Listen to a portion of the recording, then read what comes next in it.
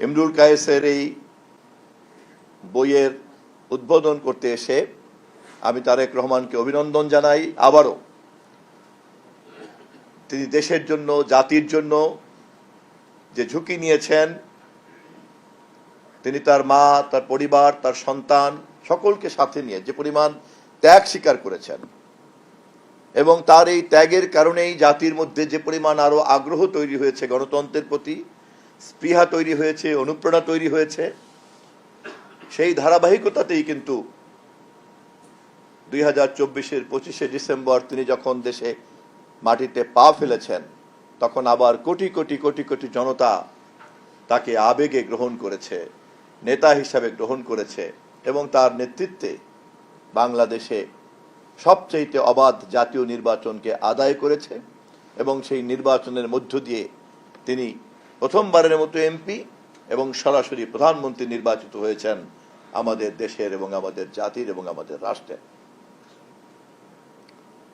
ফলে একদিকে যেমন নিষিদ্ধ যারা করে তাদের মনোজগৎকে বোঝার দরকার, আর একদিকে এই ব্যর্থ চেষ্টার প্রতিক্রিয়াতে জনগণের মধ্যে যে স্বতঃস্ফূর্ততা, আবেগ তৈরি হয় এবং তার যে কি পরিণাম হয় তাও আমাদের বোঝা দরকার।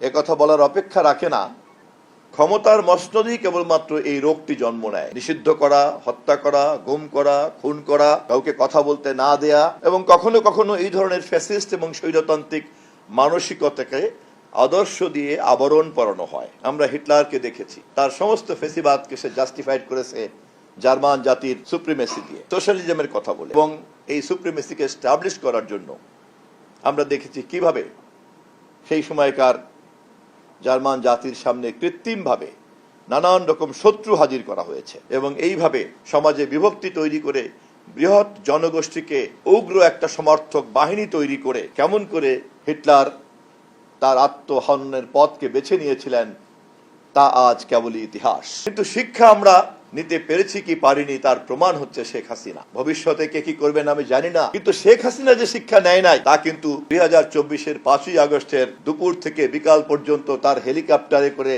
পালিয়ে যাওয়ার দৃশ্য পর্যন্ত স্পষ্ট বোঝা গিয়েছে। যদি শিক্ষা নিতেন তাহলে বড়জোর প্রধানমন্ত্রীত্বের আসন থেকে বিরোধী দলীয় আসন থেকে প্রধানমন্ত্রীত্বের আসন পর্যন্তই তাকে দৌড়াদৌড়ি করতে হতো, তাও জনগণের সম্মতি এবং ম্যান্ডেট নিয়ে। কিন্তু শিক্ষা নেন নাই বলেই তাকে দেশের সীমানার বাইরে পালিয়ে যেতে হয়, এবং বাকি আয়ুষ্কাল সমস্ত মানুষের কাছে প্রশ্নবোধক। ওই আয়ু কোথায় গিয়ে থামবে, কি পরিণতি হবে, এটাও এখন একটা রাজনীতির গবেষণার বিষয়বস্তু। অতএব নিষিদ্ধ করার ক্ষমতার মধ্যে একটা ঔদ্ধত্যের নেশা থাকতে পারে, কিন্তু তার পরিণাম যে আরো কত ভয়াবহ, ভয়ানক, যারা ইতিহাসকে মনোযোগ দিয়ে পাঠ করে না তারা তা বোঝে না, এবং তারা সেই একই গহ্বরের মধ্যে আবার নিপতিত হয়।